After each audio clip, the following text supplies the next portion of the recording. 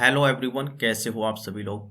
तो यार आज की इस वीडियो के अंदर हम बात करने वाले हैं एक इम्पोर्टेंट टॉपिक की, जो है जनरेटिंग फंक्शन फॉर जीएनएक्स। ये बहुत ही अधिक इम्पोर्टेंट है क्योंकि इसका प्रूफ सेमेस्टर एग्जाम में डायरेक्ट पूछा जाता है। ठीक है, तो चलिए यार स्टार्ट करते हैं और देखते हैं कि इसका प्रूफ किस तरीके से पूछा जाता है। ठीक है, तो चलिए स्टार्ट करते हैं। तो चलिए यहाँ पर हम देखते हैं, यहाँ पर हम लेक्चर नंबर 13 में पहुँच गए हैं, जहाँ पर हम बात करने वाले हैं जनरेटिंग फंक्शन फॉर जीएनएक्स। ठीक है, तो सबसे पहले मैं आपको रिकैप की बात करूँ तो रिकैप के अंदर हमने जेएनएक्स बराबर ये पढ़ा था। ठीक है, कि जेएनएक्स इजकल टू होता है summation r equal to 0 to infinite minus 1 की पावर आर डिवाइड में factorial r gamma n plus r plus 1 और एक्स अपॉन 2 की पावर एन प्लस 2 आर। ठीक है, ये पढ़ा था। लेकिन मैंने एक छोटी सी वीडियो डाली थी, 9 मिनट की थी वो। उसमें मैंने एक ट्रिक बताई थी जिसमें रिकरेंस रिलेशन को कैसे याद रखना है वो मैंने बताया था। ठीक है, ये वाली ट्रिक बताई थी। ठीक है, इस ट्रिक में एक छोटी सी मिस्टेक हो गई थी। मैंने आपसे कहा था कि जो x j n dash x है इसको हम डी वाई डी एक्स के फॉर्म में लिख सकते हैं, तो इसमें लिख सकते हैं। तो यहाँ पर जो डैश लगाया ना, ये वाला डैश नहीं आएगा, इसको आपको हटा लेना है। ये एक मिस्टेक थी, बस ये डैश हटा लेना है बस। अब इसके बाद ये सब सही है। ठीक है, तो यार ये एक मिस्टेक थी, जब मैंने बाद में देखा था तब मुझे लगा। ठीक है, तो बस आप पहचान गए होंगे अगर आपने देखा होगा तो। ठीक है, तो इसको आपको सुधार लेना है। ठीक है, तो चलिए आज के इस टॉपिक पर हम आगे बढ़ते हैं अब। ठीक है, तो देखिए यहाँ पर हम बात करने वाले हैं जनरेटिंग फंक्शन फॉर जेएनएक्स। ठीक है, कि जेएनएक्स जो आपने पढ़ा था, ये वाला जेएनएक्स मैं दिखा देता हूँ। ये जो जेएनएक्स पढ़ा था आपने, इसको जनरेट करने वाला कौन सा फंक्शन है। ठीक है, तो वही हम देखने वाले हैं। ठीक है, तो जनरेटिंग फंक्शन फॉर जेएनएक्स इसको हम देखते हैं।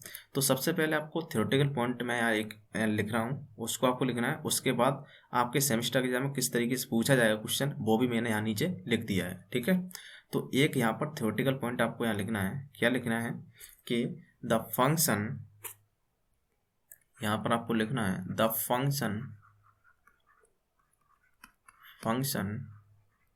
ई की पावर में एक्स अपॉन में 2 जेड माइनस 1 अपॉन में Z is called generating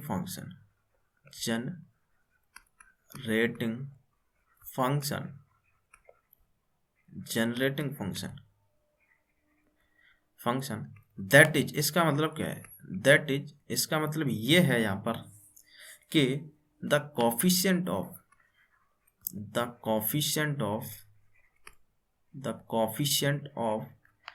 Z raise to की पावर एन इज जेएनएक्स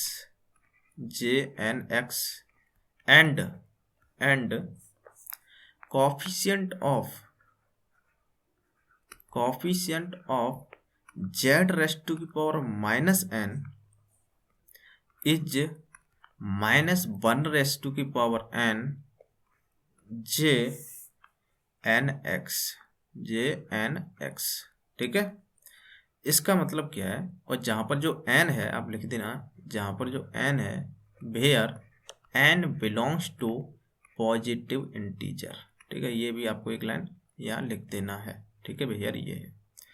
अब यहाँ पर मतलब क्या है कि जो ये फंक्शन है e की power x upon 2 Z minus 1 upon में जेड, ये एक जनरेटिंग फंक्शन कहलाता है जब आप इसका एक्सपांसन करेंगे, क्योंकि ये एक्सपोनेंशियल फंक्शन है। जब आप इसका एक्सपांसन करोगे तो इसमें आपको जेड रेस टू की पावर n और जेड रेस टू की पावर माइनस n मिलेंगे।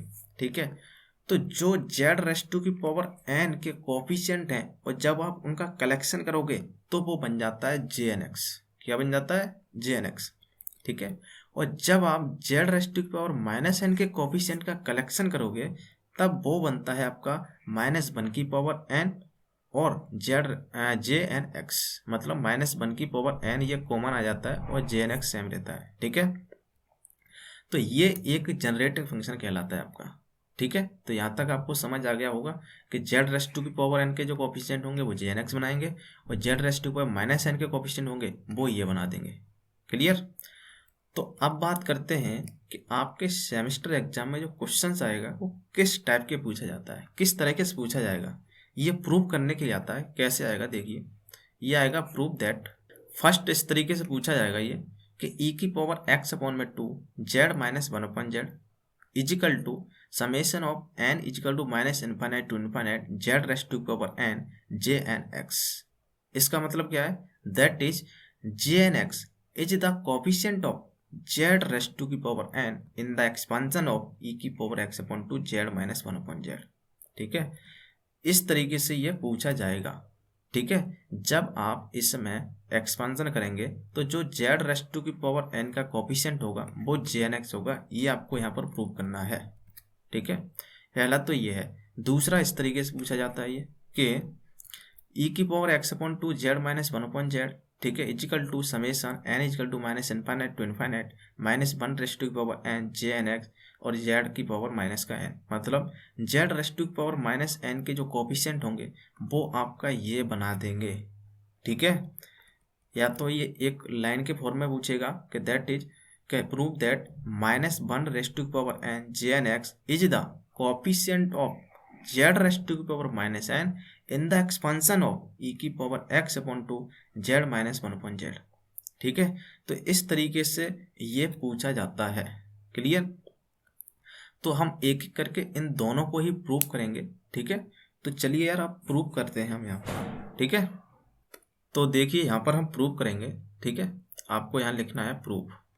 ठीक है, तो प्रूफ में हम क्या करेंगे, देखिए यहाँ पर आपको जो आपका जनरेटिंग फंक्शन था, आपका जनरेटिंग फंक्शन ये था ई की power X upon two Z minus 1 upon Z. तो इसका आपको एक्सपांशन करना है। एक्सपांशन करने के बाद जेड रेस्ट टू की पावर एन के जितने भी कोफिशिएंट होंगे उनका आपको कलेक्शन करना है।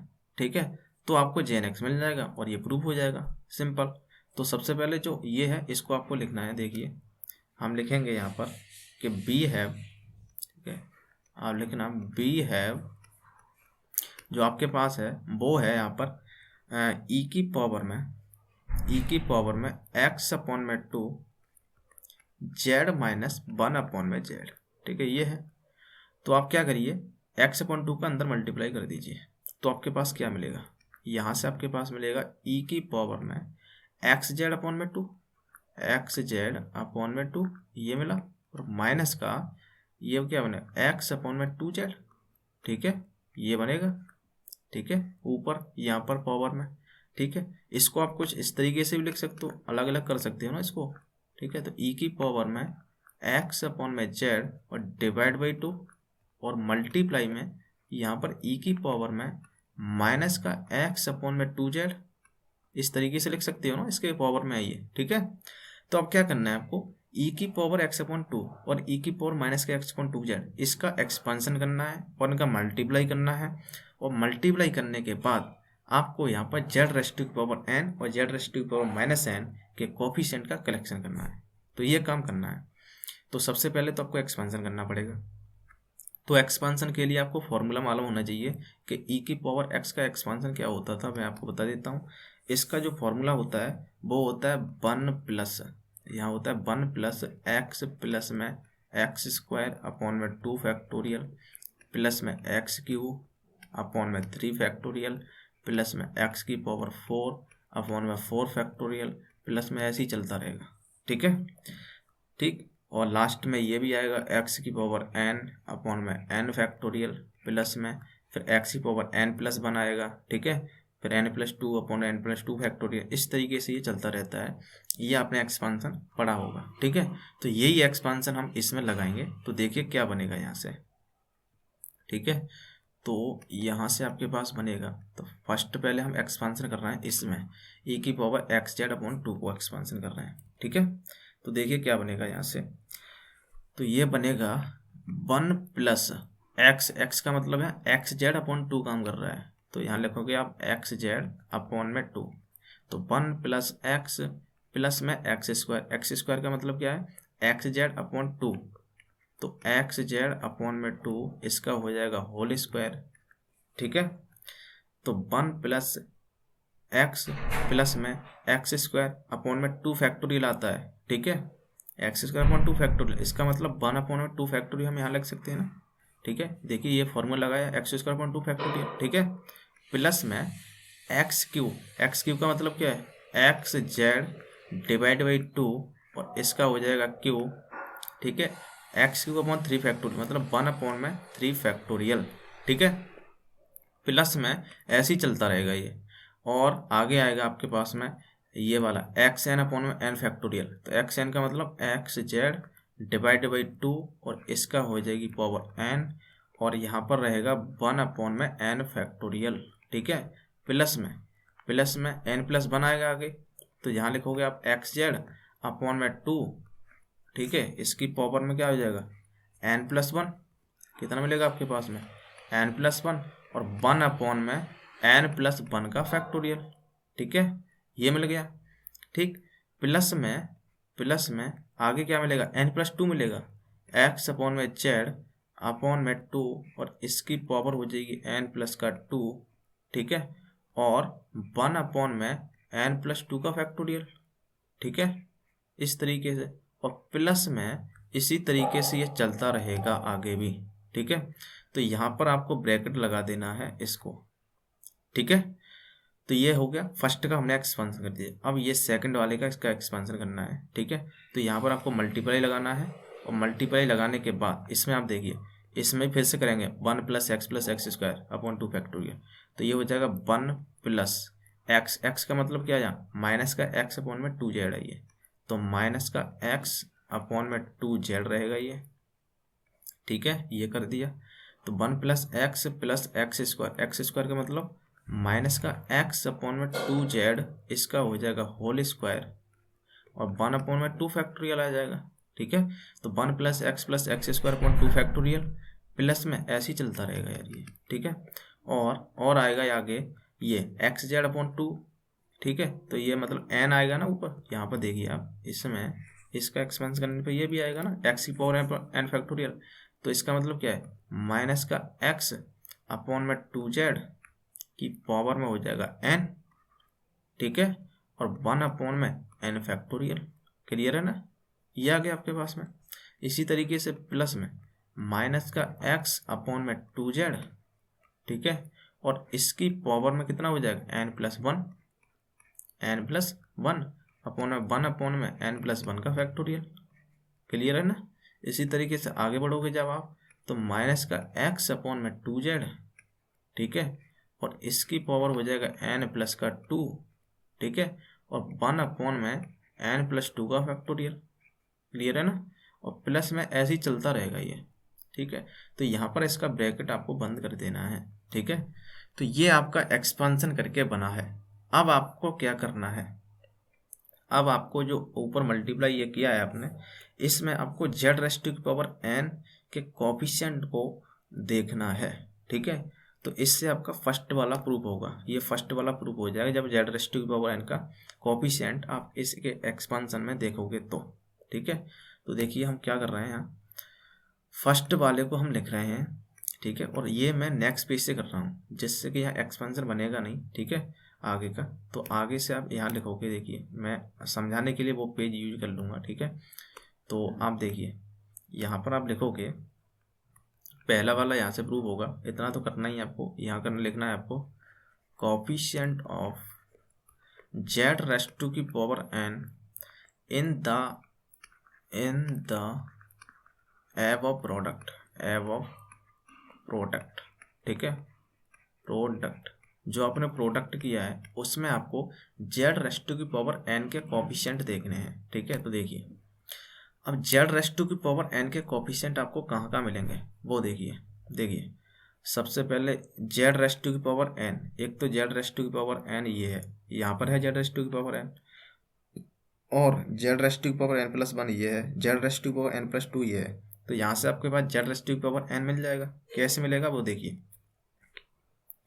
जब ये आप वैसे मल्टीप्लाई क्या करोगे, कैसे करोगे, पहले इसका करोगे, फिर इससे करोगे, फिर इसका, फिर इससे, फिर इसका, फिर इससे, फिर इसका, फिर इससे, इस तरीके से करते करते करते करते जहाँ पर आपको जेड रेज़ टू की पावर एन मिल जाएगा वो आपको कोफिशिएंट लेना है, तो इसका हम करते करते करते करते हम क्या करेंगे, इसका जब हम इससे करेंगे फर्स्ट से, तो आपको जेड रेस्ट टू की पावर एन के कोफिशिएंट मिलेंगे। ठीक है, तो देखिए मैं क्या कर रहा हूँ, मल्टीप्लाई कर रहा हूँ इसका। देखिए मैं 1 से मल्टीप्लाई कर रहा हूँ, तो आपके पास क्या मिलेगा, देखिए एक्स जेड अपॉन में 2, इसकी पावर है n, और 1 अपॉन में फैक्टोरियल n।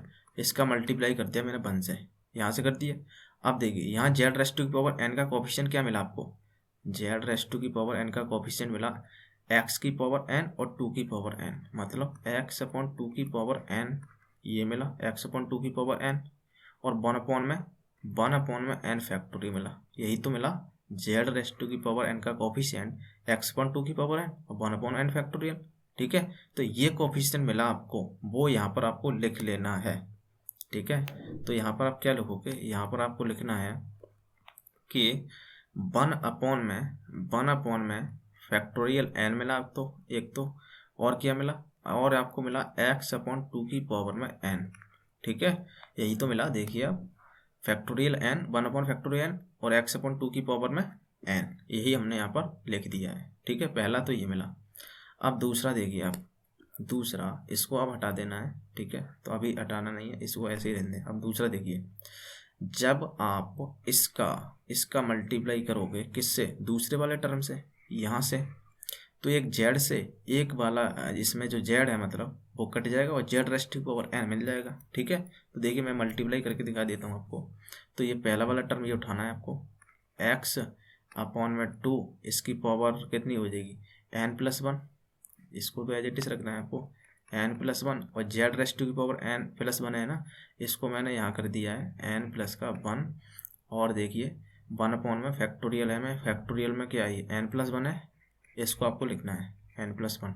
ठीक है, तो ये वाला पूरा टर्म मैंने लिख लिया। इसका मल्टीप्लाई जब आप इससे करोगे, ठीक है, तो देखिए क्या मिलेगा, माइनस का x अपॉन 2z है, इससे मल्टीप्लाई करना है माइनस का x अपॉन में 2z।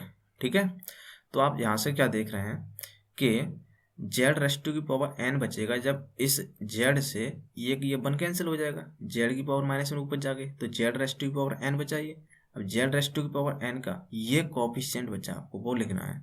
क्या कोफिशिएंट बचा आपका, ये कोफिशिएंट बचा आपके पास में, एक तो फैक्टोरियल n+1 बचाइए नीचे। ठीक है, तो ये आपको लिखना है यहाँ पर। देखिए क्या लिखोगे आप, यहाँ पर आपको लिखना है 1 अपॉन में फैक्टोरियल n+1।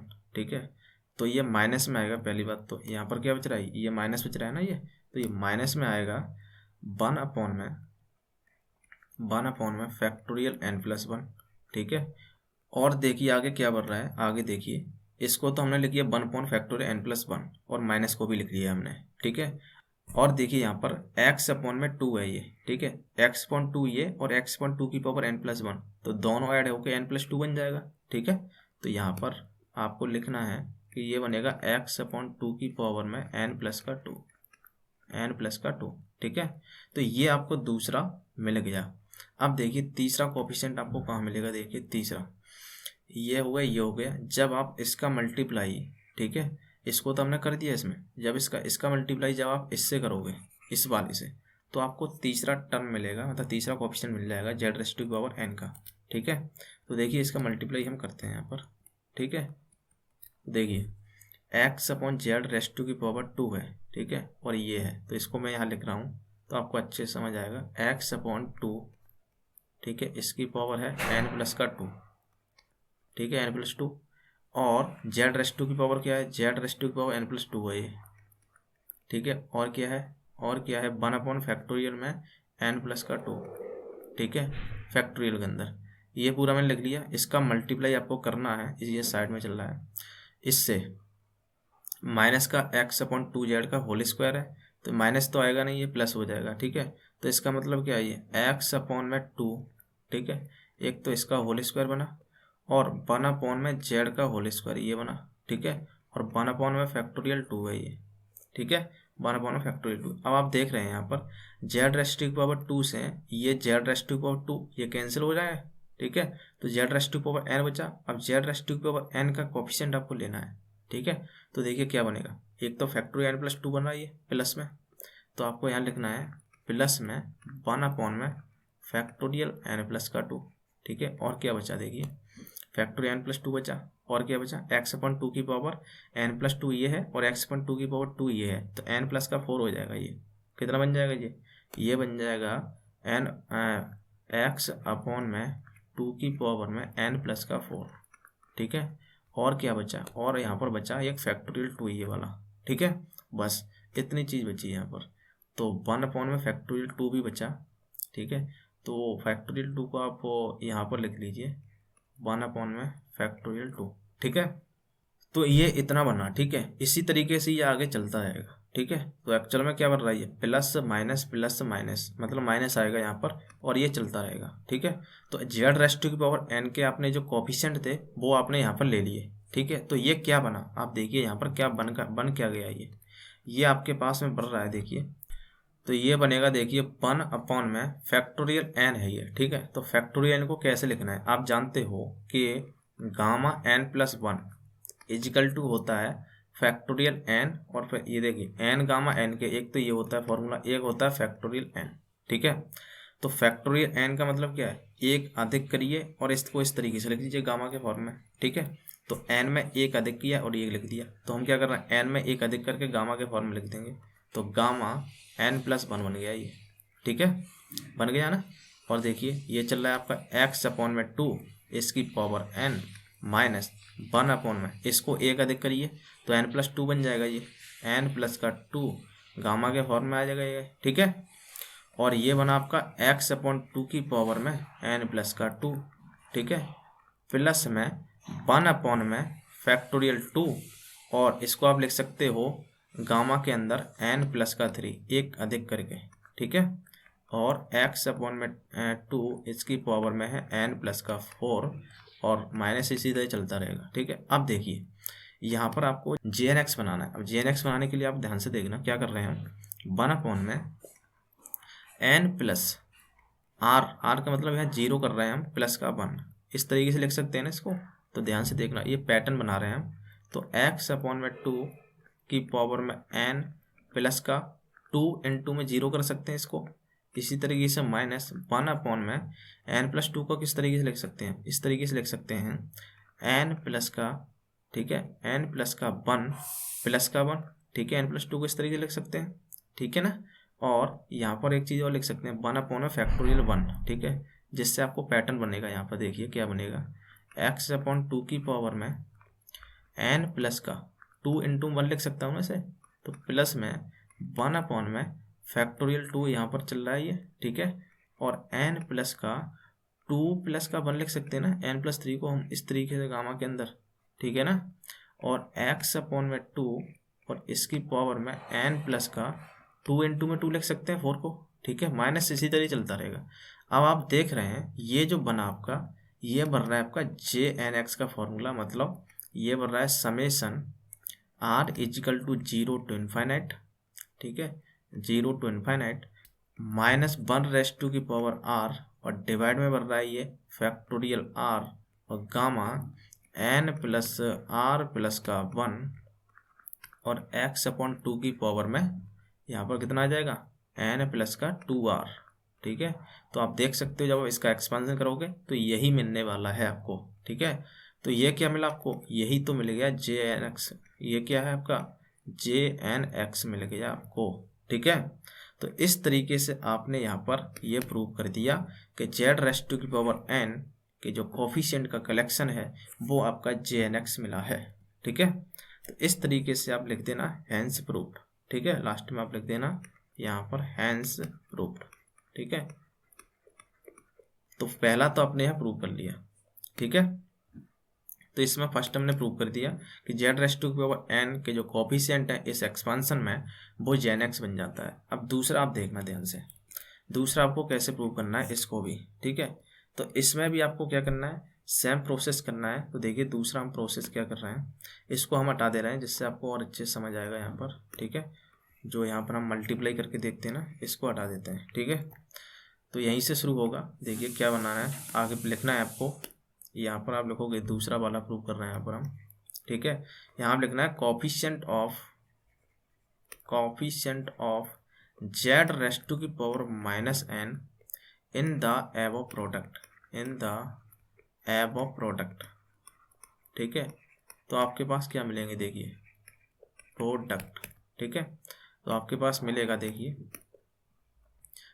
यहाँ से आपको Z raised to power minus N के कोफिशिएंट देखने हैं। तो देखिए Z raised to power minus N के कोफिशिएंट कब मिलेंगे आपको, जब आप इसका मल्टीप्लाई इस फर्स्ट वाली टर्म से करोगे, इसके बाद फिर इसका मल्टीप्लाई इससे करोगे सेकंड वाली टर्म से, इसके बाद फिर तीसरे का इसका मल्टीप्लाई इससे करोगे, तो आप देखोगे यहाँ Z raised to power minus N के कोफिशिएंट मिलना शुरू हो जाएंगे आपको, ठीक है। तो हम क्या करते हैं, इसको यही करते हैं, जब फर्स्ट वाली टर्म को 1 से मल्टीप्लाई करोगे तो आपके पास देखिए क्या मिलेगा, माइनस का एक्स अपॉन में 2z की पावर माइनस का n है ये, ठीक है, और 1 अपॉन में फैक्टोरियल n है, इसका मल्टीप्लाई आपने 1 से कर दिया, ठीक है। तो आपके पास क्या मिला यहाँ से, देखिए z restive power minus n बनेगा ऊपर, और देखिए एक तो -1 की पावर n को आप बाहर निकालिए, ठीक है, और x अपॉन में z की पावर में कितना बचा n, और z की पावर ऊपर जाएगा तो z रेस्टिव की पावर -n मिलेगा आपको, और 1 अपॉन में फैक्टोरियल n तो यहाँ चल ही रहा है, ठीक है। तो ये आपके पास में z रेस्टिव पावर -n का कोफिशिएंट बनेगा, यही आपको यहाँ लिखना है। तो ये बनेगा आपके पास में -1 की पावर में n, और 1 अपॉन में फैक्टोरियल n यहाँ चल ही रहा था, और x अपॉन में 2 की पावर में n यहाँ पर चल रहा था, ठीक है। तो ये एक पहला कोफिशिएंट आपको मिल गया यहाँ पर, ठीक है। तो ये आपको पहला मिला। दूसरा देखिए, अब दूसरा देखिए, जब आप इसका मल्टीप्लाई इससे करोगे तो आपके पास क्या मिलेगा, देखिए दूसरा आपके पास मिलेगा, देखिए एक तो ये माइनस का x अपॉन में 2z, ठीक है, इसकी पावर है n प्लस का 1, ठीक है। तो आप क्या करिए, जेड रेस्टिव पावर ऊपर जाएगा तो आपके पास क्या मिलेगा, देखिए मैं यहाँ थोड़ा सा वो कर रहा हूँ, देखिए आप ध्यान से देखना।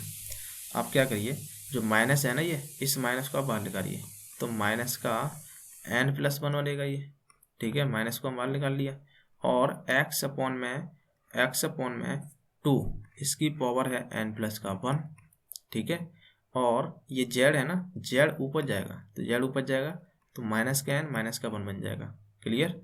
और क्या चल रहा है, 1 अपॉन में फैक्टोरियल n प्लस 1 ये चल ही रहा है, ठीक है। तो इसको मैंने इस तरीके से लिखा है, ठीक है। इसका आपको मल्टीप्लाई करना है इससे, एक्स जेड अपॉन 2 से, कितने से, एक्स जेड अपॉन 2 से, ठीक है।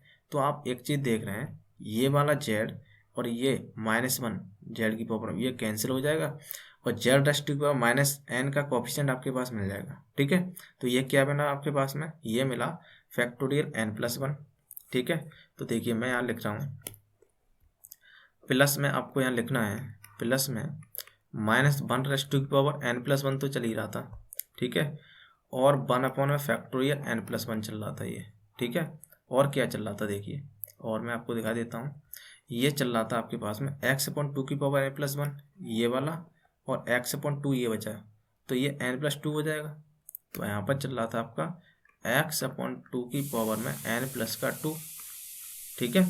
इसी तरीके से आपको जब तीसरा मिलेगा, तीसरा आपको यहाँ से मिलेगा, देखिए जब आप इसका मल्टीप्लाई करोगे ना तो फिर ये मिल जाएगा आपको, यहाँ से यहाँ पर मल्टीप्लाई होगा इसका, तो तीसरा आपको मिलेगा, तीसरा मिलेगा, मैं आपको लिख देता हूँ यहाँ पर। तीसरा कुछ इस तरीके से मिलेगा आपके पास में, -1 रेस्ट टू की पावर n प्लस 1 है ये, तो ये n प्लस 2 हो जाएगा आगे, ठीक है। और आपके पास मिलेगा 1 अपॉन में एक तो फैक्टोरियल 2 आएगा आगे देखना, तो और फैक्टोरियल n प्लस का 2 मिलेगा आपके पास में, ठीक है।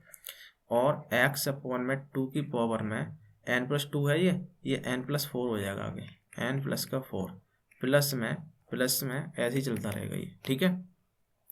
अब आपको यहाँ देखेंगे कि -1 रेस्टिव पावर n हर जगह है, इसको आप कॉमन निकाल सकते हो, ठीक है।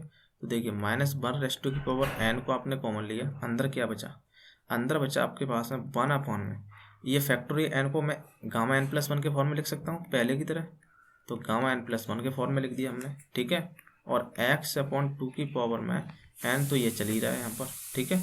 ये आपको यहाँ इस तरीके से लिख देना है,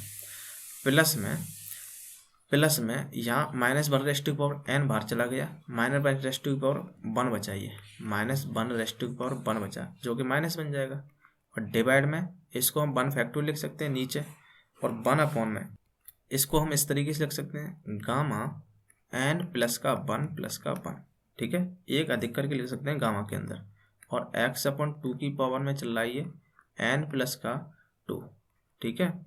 इसी तरीके से प्लस में जब -1 की पावर n बाहर चला गया तो -1 की पावर 2 बचा, जो कि पॉजिटिव होता है। ठीक है, तो आपके पास क्या मिला, ये बना आपके पास में 1 में ये बन रहा है फैक्टोरियल 2 नीचे, और गामा के अंदर इसको हम लिख सकते हैं n प्लस का 2 प्लस का 1 एक अधिक करके। ठीक है, और x अपॉन में 2 की पावर में n प्लस का 2। ठीक है, इसको 4 है ना, 4 को हम अभी 4 लिख दीजिए इसी तरीके से, प्लस में ऐसे ही चलता रहेगा। ठीक है, तो आप देखोगे कि ये क्या बन रहा है, देखिए ये बन रहा है कुछ इस तरीके से -1 की पावर n। इसको आप ध्यान से देखना, 1 अपॉन में गामा n प्लस 1 को हम लिख रहे हैं n प्लस का 0 प्लस का 1। ठीक है, और x अपॉन 2 की पावर में n प्लस का 2 इंटू में 0 कर सकते हैं इसको। ठीक है, इसी तरीके से प्लस में यहाँ पर आप देखोगे ये माइनस का 1 बचेगा ये। ठीक है, तो इसमें हम माइनस भी लगा सकते हैं, -1 अपॉन में फैक्टोरियल 1 लिख दिया हमने, और गामा के अंदर बचेगा ये n प्लस का 1 प्लस का 1। ठीक है, और x अपॉन में 2 की पावर में यहाँ चल रहा है n प्लस का 2 इंटू 1 लिख सकते हैं हम, प्लस में 1 अपॉन में फैक्टोरियल 2। ठीक है, और यहाँ पर आप लिख सकते हो n प्लस का 2 प्लस का 1 गामा के अंदर, और यहाँ देखिए x अपॉन 2 की पावर में n प्लस का 2 इंटू में 2 लिख सकते हो ना इसे आप, प्लस में इसी तरीके चलता रहेगा। अब आप देख रहे हैं ये आपका jnx बन गया। jnx कैसे बना, देखिए -1 की पावर n, ये बन रहा है आपका समेसन। ठीक है, r equal to 0 to infinite. ठीक है, -1 की power r divided by factorial r और गामा n प्लस का r प्लस का 1। ठीक है, और क्या बनाइए x अपॉन 2 की पावर में n प्लस का 2r। ठीक है, तो ये आपके पास में jnx है, आप समझ सकते हो। तो इसका मतलब ये है -1 की पावर n, और ये बना आपके पास में jnx। ठीक है, तो आप देख सकते हो ये हमने यहाँ पर प्रूव कर दिया, यहाँ लिख देना आप हैंस प्रूफ। ठीक है, हैंस प्रूफ। ठीक, कि हमने z की पावर -n के जो कोफिशिएंट थे प्रोडक्ट में वो हमने उठाया, उनका कलेक्शन किया, कलेक्शन करने पर हमें ये मिल गया -1 की पावर n jnx। ठीक है, तो इस तरीके से हमने इन दोनों को प्रूव किया है कि जनरेटिंग फंक्शन jnx होता है वो इसके एक्सपांशन में मिलता है। और कब मिलता है, जब हम z की पावर n के कोफिशिएंट का कलेक्शन करते हैं तो jnx मिलता है, और जब हम z की पावर -n के कोफिशिएंट को कलेक्शन करते हैं तो आपके पास में ये मिलता है -1 की पावर n jnx। ठीक है, यही हमें प्रूव करना था। ठीक है, तो कभी कभी तो ये डेफिनेशन पूछ लेता है, कभी कभी आपको एक पूछेगा ये वाला jnx इक्वल टू ये होता है। ठीक है, कभी कभी इसको भी पूछ सकता है। ठीक है, तो कुछ नहीं है, सेम प्रोसेस है दोनों का, आप समझ सकते हो। ठीक है, तो चलिए यार आज के लिए इतना ही। ठीक है, बहुत ही इंपॉर्टेंट कंसेप्ट था ये। ठीक है, तो नेक्स्ट लेक्चर के अंदर हम एक इम्पोर्टेंट टॉपिक और पढ़ेंगे जो है ऑर्थोगोनैलिटी, बहुत ही अधिक इम्पोर्टेंट है वो भी। ठीक है, तो उसके बाद ये बेसल्स फंक्शन पूरी तरीके से ख़त्म हो जाएगा। ठीक है, तो आज के लिए इतना ही भाई, तब तक के लिए थैंक यू।